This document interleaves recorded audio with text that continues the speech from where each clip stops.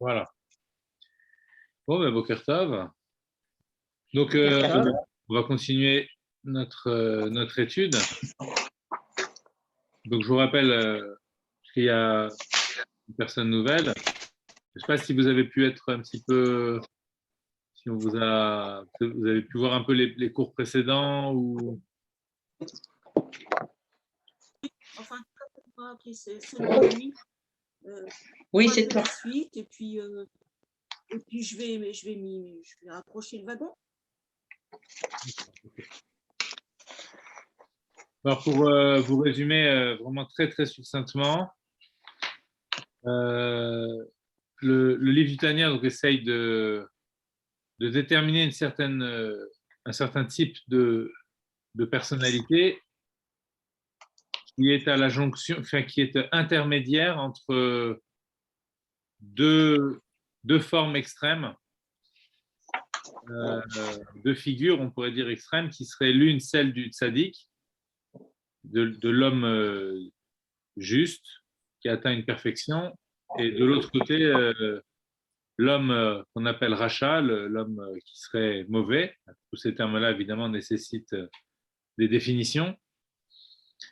Et pour bien réussir à définir cet être qui est un peu l'être de l'entre-deux, le Benoni, celui du milieu.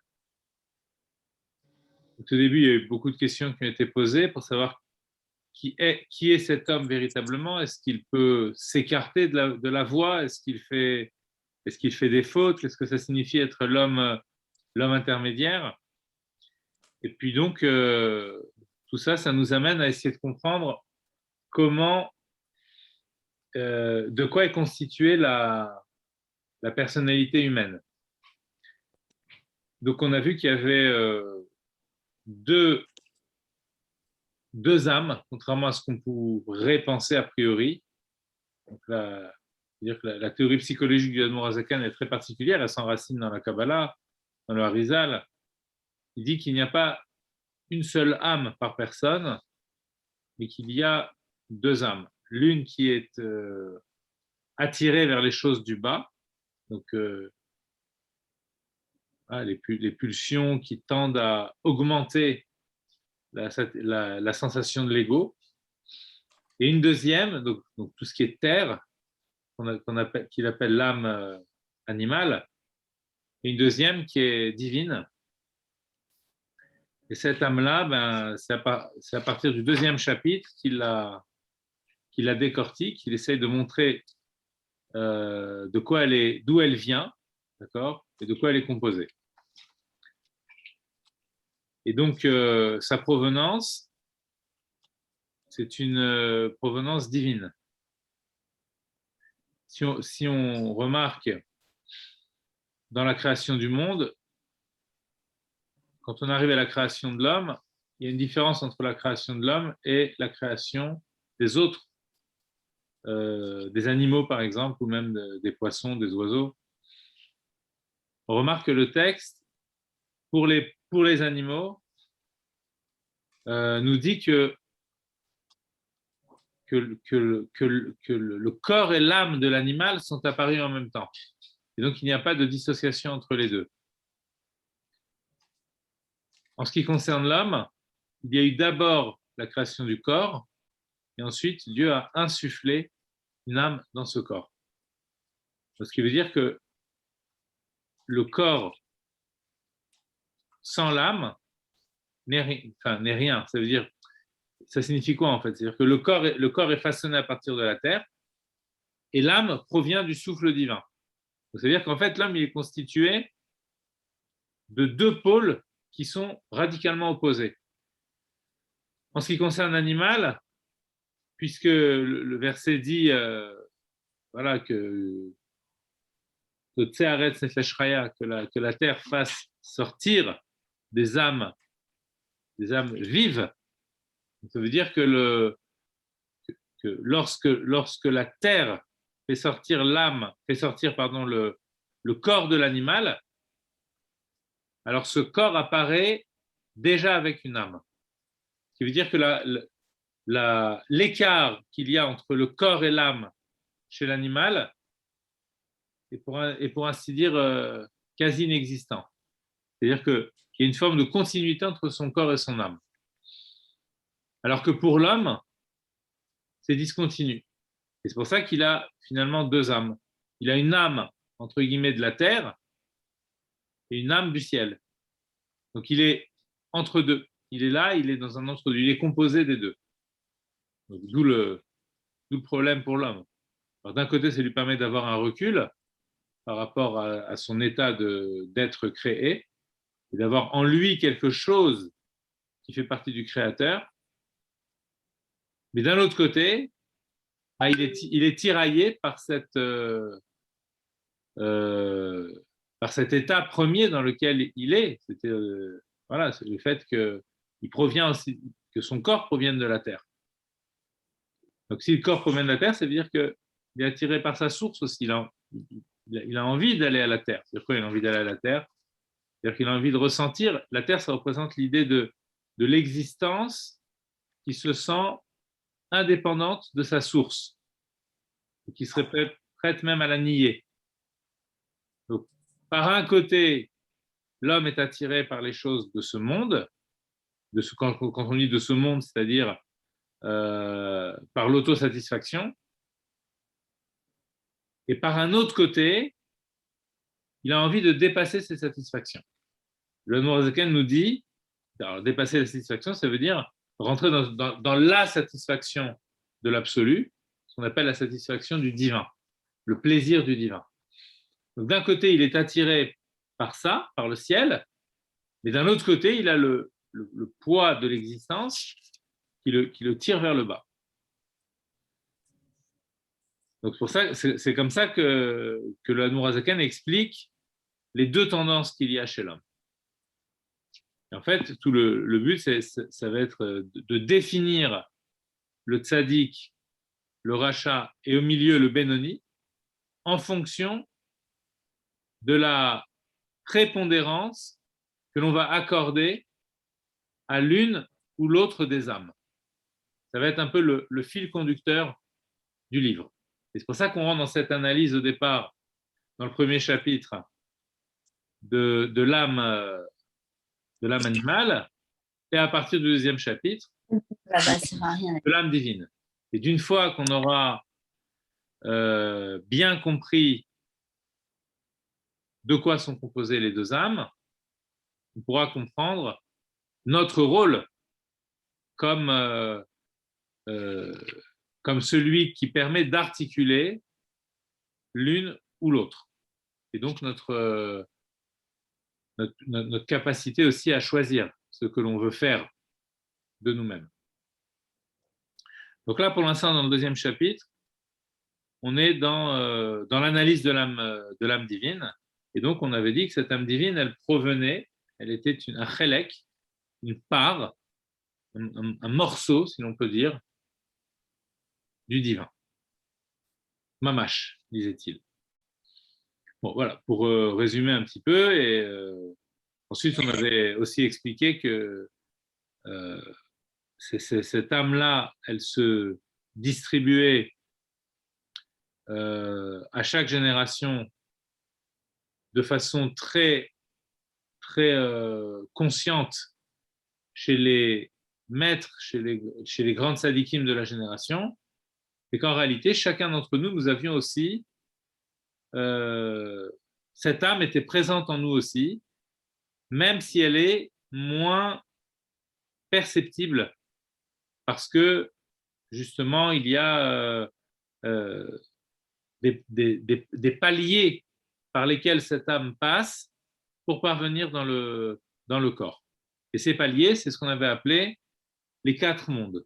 Dans la Kabbalah, on rentre dans l'intériorité de la création. Donc, la création, quand on lit la Torah, c'est au commencement, Dieu créa. Donc, on passe d'un état de non-être à un état d'être. Et les Mekoubalim, et ensuite la Chassidoute, va nous montrer comment chaque aspect de la création possède sa propre dimension. Et donc, ils vont parvenir à distinguer 4 grandes dimensions dans la création, qu'ils appellent des olamot, des mondes. Quand on regarde le monde, donc je reprends un petit peu ce qu'on a vu la semaine dernière, donc quand on regarde le monde,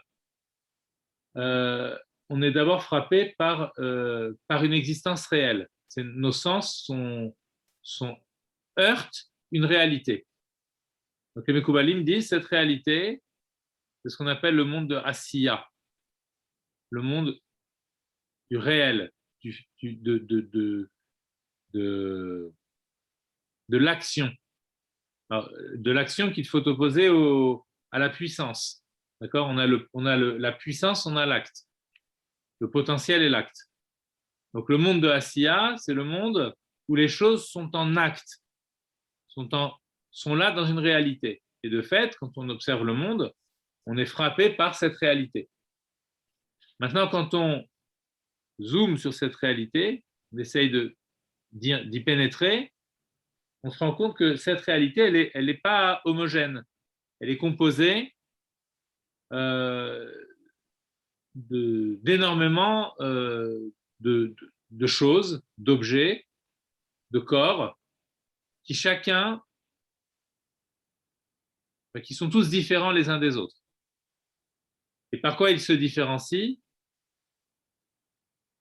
Alors par leur forme extérieure, mais leur forme extérieure, elle renvoie à leur identité profonde.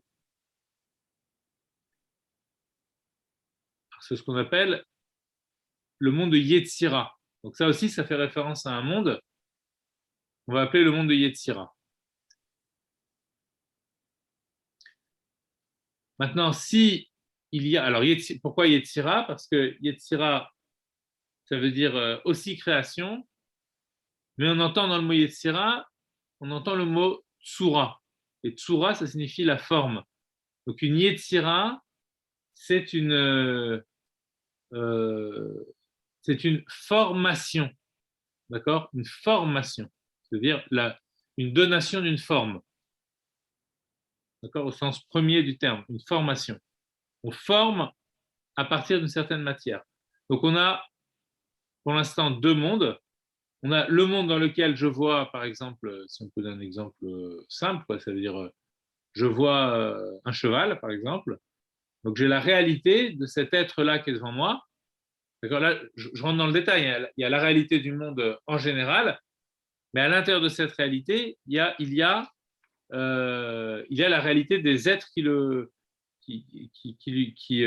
en font partie. D'accord? Donc, quand je vois un cheval, par exemple, il y a la réalité de cet être qui est là devant moi. D'accord? Donc, je vois cet être-là, il est réel, c'est une Asiya. En même temps, ce que je suis en train de voir, c'est au cœur de cette Asiya, au cœur de cet être fait, je vois un être singulier qui est tel cheval. Et donc, je vois que tel cheval a une forme particulière. Et c'est ce qui me permet de distinguer qu'il est ce cheval-là. Maintenant, il appartient à la race chevaline, d'une façon générale. Et il est un comment dirais-je, un représentant de cette race. En même temps, il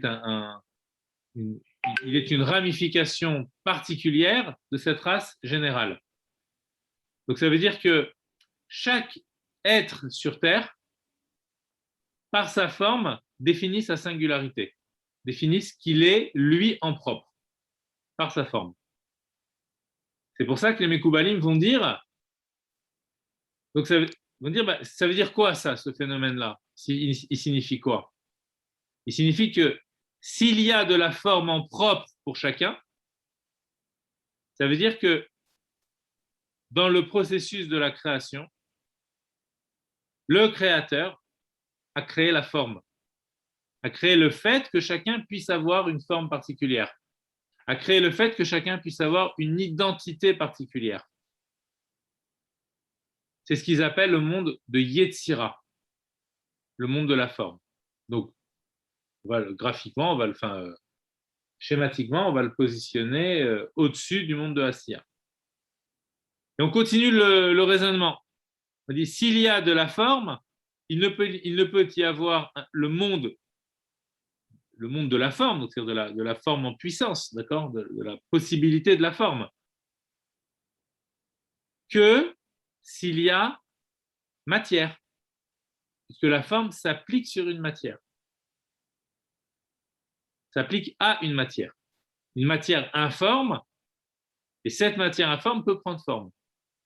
Alors quand on dit matière, c'est pas, il ne faut pas confondre avec le monde de ce qu'on a dit tout à l'heure, le monde de la réalité. C'est pour ça que je n'ai pas dit le monde matériel. Bien sûr que c'est le monde matériel, mais c'est le monde matériel dans le sens, matériel c'est l'adjectif de matière, c'est le monde matériel dans le sens où la matière a pris réalité. Je vois la matière dans sa réalité. Mais que serait la matière si on lui ôtait cette faculté de la réalité? Alors elle serait la matière informe, c'est-à-dire le monde de Bria, le monde de la création. Donc là, on est à l'articulation la plus première de la création. Une matière première, informe, sans forme, sans réalité. Une sorte de pâte non réelle dans le sens qui n'est pas perceptible par les sens pour nous en bas, donc qui n'a pas atteint la réalité. Et cette matière-là, bien, elle apparaît du néant. Donc là, on a défini les trois mondes, donc Asiya, Yetzira, Bria. Dans la Kabbalah, on le dit dans le sens inverse. Là, nous, on est parti du bas, d'accord? Pour essayer de remonter à un ordre logique, pour essayer de remonter à l'origine. C'est-à-dire que à chaque fois que je vois quelque chose, un verre, lorsque je vois ce verre, il y a la réalité de ce verre, il y a son identité, et il y a la matière première sur laquelle cette réalité, cette forme a été appliquée. Et ensuite, il y a le fait que ce complexe matière-forme a pris réalité par une autre puissance divine qui est celle qui permet d'arriver à la Asiya. Donc là, on a trois étages. Si on remonte encore un étage, on a le monde. Alors on ne remonte pas comme ça d'un étage, évidemment. Pour remonter d'un étage, c'est-à-dire qu'il faut se poser la question, mais qu'est-ce qui manque là pour que les kabbalistes nous disent qu'il y a un monde encore au-dessus de cela? Qu'est-ce qui manque? Il manque la puissance créatrice qui fait apparaître tout ça. S'il y a de l'être, c'est qu'il y a du faire être. Être, faire être. Si quelque chose est, ce qu'il faut entendre lorsqu'on dit, lorsqu'on parle de création et de créateur. Si je le traduis en termes d'être, si je vois quelque chose qui est, c'est qu'autre chose l'a poussé dans l'être. Il lui a donné la possibilité d'être, puis sa réalité. Donc ça veut dire que les trois mondes, Bria, Yetzira, Asiya, ne peuvent être que s'il y a le monde du faire-être. Or, ce monde du faire-être, on a basculé déjà dans autre chose. Quand on parle du faire-être, on est dans le divin. La puissance de faire-être, c'est une des choses qui caractérise le divin. Mais, excusez-moi, M. Bellamou, pourquoi on peut parler de « on est dans le divin » parce que Bria, Yetzira, Asiya, on est dans le divin, puisqu'on est dans la, je sais pas comment, descente ou réduction ou de ce qui se passe en Hatzilut pour arriver à Bria, Yetzira et Asiya. Si vous parlez de cette façon-là, si vous dites cela, si vous voulez, ça veut dire qu'il n'y a plus de distinction entre le créateur et le créé. Oui. Mais nous, ce qu'on veut faire là, c'est Une distinction. Montrer cette distinction. Il est important de montrer cette distinction pour ensuite la lever. Si les choses, si Dieu avait créé le monde comme vous le dites, alors à ce moment-là, en levant les yeux et en voyant la Asiya, en voyant le monde dans sa réalité, j'y verrai directement du divin. Or, ce que je vois quand je vois le monde, je vois que le monde. Ce travail de remonter de Asiya à Yetzira, de Yetzira à Bria, de Bria à Atzilut, c'est en même temps un travail d'élévation de notre conscience et qui nous permet de finalement dire que même dans le monde de Asiya, il y a Dieu.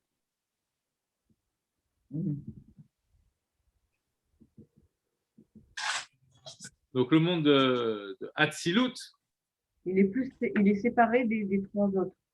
Exactement. Est-ce qu'on pourrait dire que c'est une expression de Dieu, les autres mondes? Quand on dit Atzilut, bon, ça c'est le divin dans sa forme la plus pure. Et puis ensuite, les autres mondes qui suivent, ça reste quand même l'expression de Dieu, tout en étant différent. Alors, c'est bien, oui, c'est intéressant parce que quand vous dites le mot expression, si on veut aller dans le sens fort du terme, expression, c'est-à-dire ek. Ek en grec, ça veut dire hors de.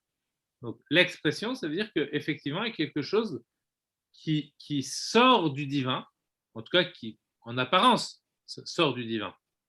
Il faut toujours garder présent à l'esprit que voilà, cette fameuse phrase du Zohar qui dit « Let atar panoimine » aucun lieu n'est vide de lui.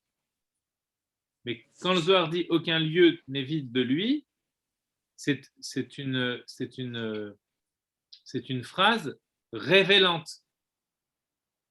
Révélante. Ça veut dire quoi révélante? Ça veut dire que je parle d'un état de fait dans lequel je ne vois pas cela. Et la phrase vient dire attention, quand tu regardes le monde, sache que, prends conscience que aucun lieu n'est vide de lui. Mais il faut bien comprendre au départ que ce que nous voyons, c'est quelque chose qui nous semble être vide de lui. Et ce qu'il nous faut expliquer, c'est pourquoi. Pourquoi je ne vois plus? Vous savez, il y a une question qu'on peut se poser, c'est une question philosophique existentielle, qui est la suivante, c'est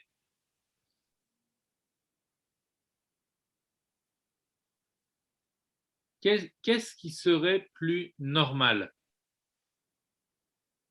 On avait fait un cours sur ça déjà. Qu'il y ait un monde ou qu'il n'y ait pas de monde.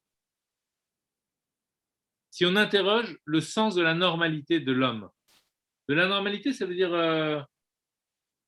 pas au sens de norme, de normatif, comme on entend en général la normalité, c'est dans les normes, au sens de ce qui serait le plus plausible, qu'il y ait quelque chose ou qu'il n'y ait rien.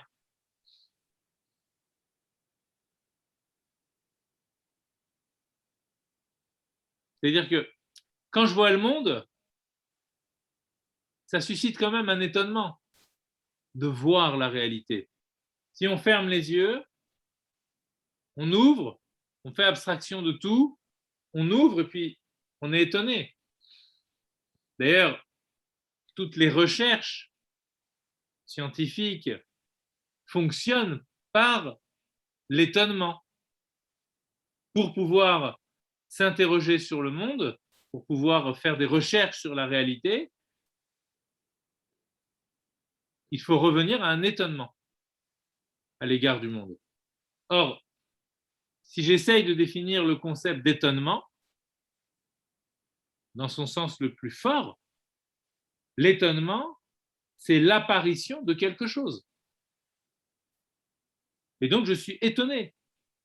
Si je vois tous les jours la même chose, je ne suis plus étonné. Un enquêteur, par exemple, un enquêteur de police qui vient enquêter sur une scène de crime, il arrive, il faut qu'il ait un regard nouveau à chaque fois qu'il retourne sur la scène.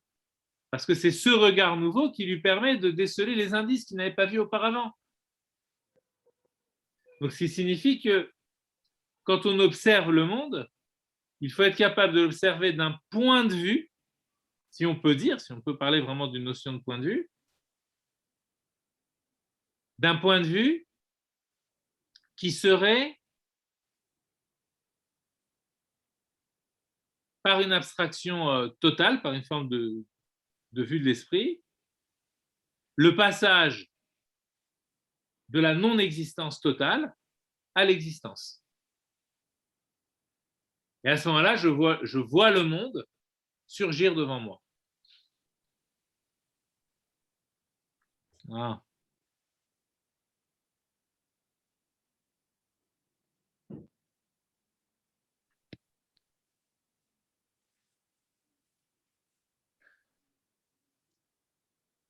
Donc, voilà, le problème, c'est que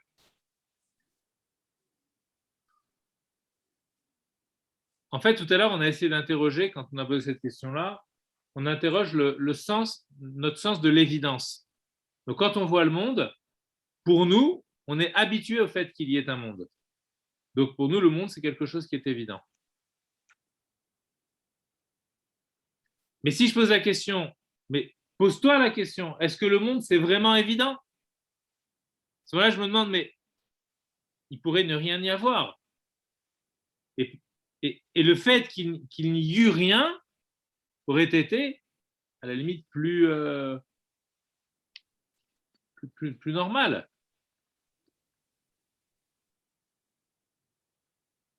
Si je compare mon état de conscience premier qui observe le monde avec le monde, ben je me rends compte que mon état de conscience, lorsqu'il est premier, pourrait accepter le fait qu'il n'y ait pas de monde. Et même pas cette conscience-là. Il On en pourrait revient où je pense donc je suis.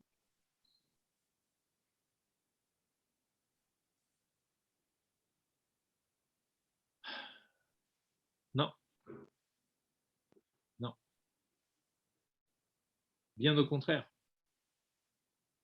Parce que dans le pense donc je suis, il se rend compte qu'il est là, Descartes, par la prégnance de son je pense. Son je pense, c'est ce qui ne peut absolument pas être remis en question. Si je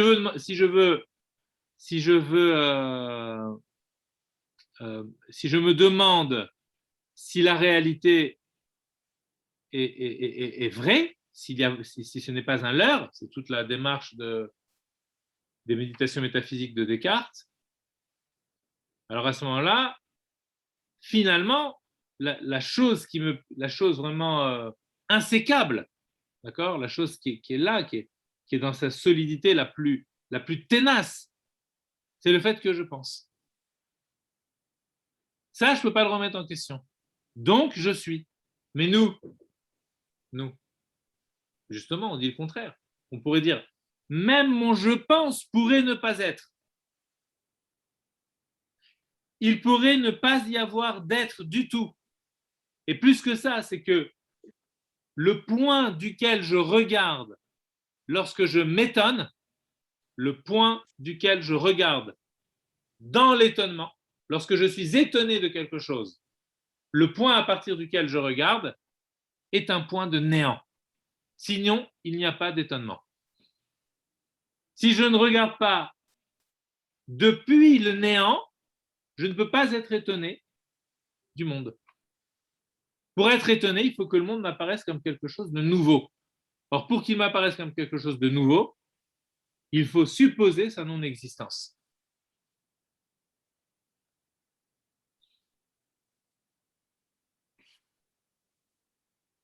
Dans la pensée grecque, ce raisonnement-là qu'on vient de faire maintenant n'avait pas lieu.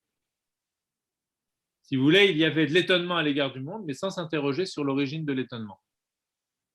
Et donc, ils ne sont jamais parvenus, avec toute la profondeur de leur pensée, à voir que lorsqu'on s'étonne sur le monde, notre propre regard provient du néant. Sinon, ce n'est pas un vrai étonnement. Pour être étonné, il faut regarder à partir du néant. Vous le sentez ou ça vous a l'air... il faut que enfin, vous voyez, c'est pas... Oui, Ce que oui, je vous dis, ça- ce que je vous dis, c'est pas dogmatique. Hein. Je vous l'impose pas. Je vous impose rien du tout. Si vous n'êtes pas d'accord, vous pouvez le dire. non, non, ça me parle. Enfin, ça me parle. J'espère que je comprends bien, mais comme quand on parle de l'écoute en psychothérapie, on dit qu'il faut faire le vide en soi pour pouvoir être complètement mécabelle, enfin réceptive de ce qui se dit, de ce qui se parle, de ce qui se trame. Donc, c'est ce travail-là de pouvoir être, partir à partir du point de questionnement des personnes en face de nous, et donc de faire vraiment comme si nous n'existions plus, nous n'étions que une écoute, un entendement. Enfin, j'ai fait ce parallèle, mais parce que c'est par Oui, rapport alors, à mais ça. justement, en fait, c'est là, si vous voulez, que on passe de Bria à Atzilut. Vous comprenez? Alors, évidemment, ça peut se faire dans ce que vous dites.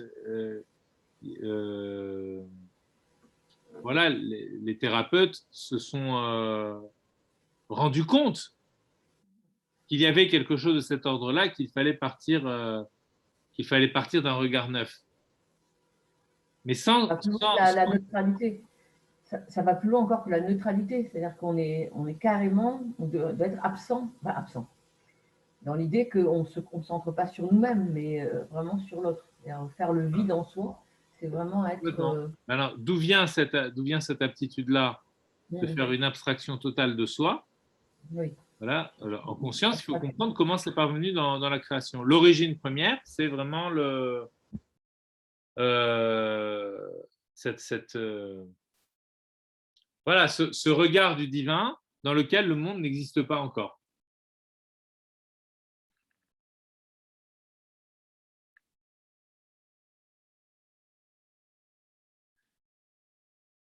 En fait, il y a un petit souci au niveau du Zoom, si vous voulez. Comme je n'ai pas réussi à me connecter avec le compte de la dernière fois, je suis limité à 40 minutes. Et là, ça se finit en fait dans 3 minutes. Aïe. Donc, bon. Alors, après, on pourra se reconnecter sur le même lien. Je pense, sinon, je vous enverrai Un nouveau lien. je vous enverrai un nouveau lien. Exactement. Bon, pour l'enregistrement, ça va poser des problèmes pour coller les deux cours. Je ne sais pas exactement comment je vais faire, je vais voir. Bon.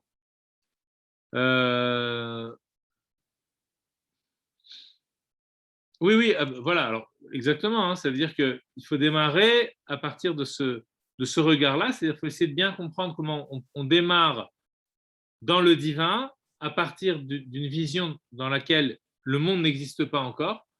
Et de ce néant divin, il y a une puissance créatrice qui apparaît et là, le monde surgit. Donc, en ce sens-là, c'était pour répondre à la question de expression. Donc oui, le monde est une expression du divin, mais dans cette expression, il y a perte de conscience de cette origine. C'est pour ça que le monde m'apparaît comme quelque chose d'autonome. Voilà, bon, ça va couper là. Je vais préparer un nouveau lien. En une minute.